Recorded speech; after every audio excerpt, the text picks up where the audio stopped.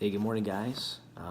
It's Tuesday, and we made it past Monday. Monday was a little crazy, but we made it, right? Um, it's weird because it's actually raining in San Diego right now, so everybody's kind of freaking out, driving around, and people are peeling out, not realizing the streets are slick because when it rains, it kind of barely rains, so the ground's really wet and slick when it rains first initially. Anyhow, all that aside, not that you need a weather update, but have you ever?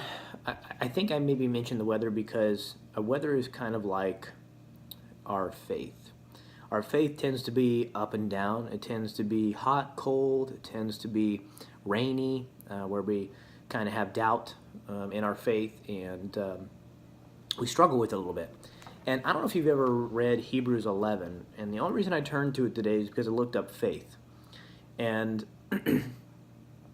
we all know faith, you have to have it to pretty much in anything. You have faith that your car is going to start. You have faith that the lights are going to turn on when you flip the switch. You have faith that you're going to have a job when you show up to work. Same thing applies here. And in Hebrews 11, it talks about there's tons and tons of little blurbs about people in the Bible. They had faith when they did this. They had faith when they did that. And it's so cool. So I'm just going to read you just a few. And then there's another verse in chapter 12 that I'll also read to you. But Hebrews 11:1. And we all know this verse. We've heard it before. It's preached many times. But I think the rest of the verses are missed because it's easy just to take the first verse and kind of apply it to anything. So anyway, 11:1, faith is the assurance of things you have hoped for, the absolute conviction that there are realities you've never seen. It was by faith that our forebears were approved. Through faith, we understand the universe was created by the Word of God, the Word of God. Everything we now see was fashioned from that which is invisible. And my Bible has these little interjections in here. It says, faith begins as hope and indeed is unseen. So many doubt that it is real.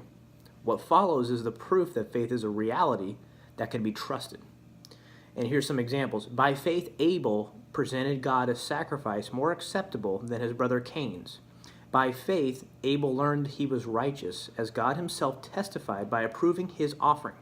And by faith, he still speaks, although his voice was silenced by death. By faith, Enoch was carried up into heaven so that he did not see death. No one could find him because God had taken him. Before he was taken up, it was said of him that he had pleased God. Without faith, no one can please God, because the one coming to God must believe he exists, and he rewards those who come seeking. By faith, Noah respected God's warning regarding the flood, the likes of which no one had ever seen, and built an ark that saved his family. In this he condemned the world and inherited the righteousness that comes by faith. It continues to go on and on about Abraham's faith, about Jacob's, Joseph's, Moses, all kinds of different people believing and having faith in God, and they accomplished great things. They saved lives. They saved generations of people. And it goes on in chapter 12, verse 1. It says, so since we stand surrounded by all those who have gone before, all the people before us, seeing all their faith, an enormous cloud of witnesses, let us drop every extra weight, every sin that clings to us and slackens our pace, slows us down, and let us run with endurance the long race set before us. And another little blurb my Bible puts in there, we may feel alone, but we aren't. We are surrounded by an army of witnesses. They have run the race of faith and finished well. It is now our turn. And if you don't know what this Bible is, this is the Voice Bible. Very cool. Puts little blurbs in here, little facts and little historical things kind of all throughout the Bible that kind of give it meaning and background. And I really enjoy reading it. Anyhow, guys, look, we have to have faith that God is real, for one, that his word exists, which it does. It's right in front of me. So this is his instruction manual for a living. And if we have faith in God and we stick to this word, we stick to his plan, we can look at all the different examples of real people. We can prove that these people existed. that Jesus was real. He came and died, and all that stuff is provable. And if we have faith and keep up our faith today, guys, and moving forward, he will sure bless us. He will take care of us. He will provide for us. He will heal wounds. He will heal any kind of depression, any kind of sickness, because we have faith in him. And no, does it always mean that God's going to heal you or fix a certain situation? No, it doesn't mean that. Bad things happen in this world. That's the way it is. We live in a fallen world. Adam and Eve made sure that we don't live in a perfect world anymore.